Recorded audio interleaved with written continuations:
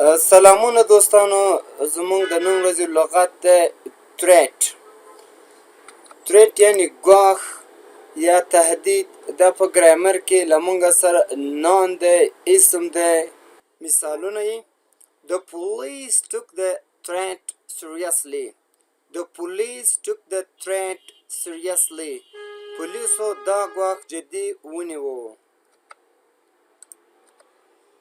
He received threat after posting online. He received threat after posting online.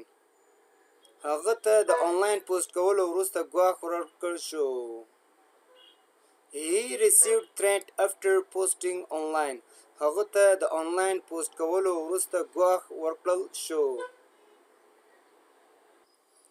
چینل سره لایک، سبسکرایب او شیر کړئ او د هرې نوې ویډیو لپاره به زموږ ویډیو تر تاسو پورې تر هر چا د مخه ځان رسوي.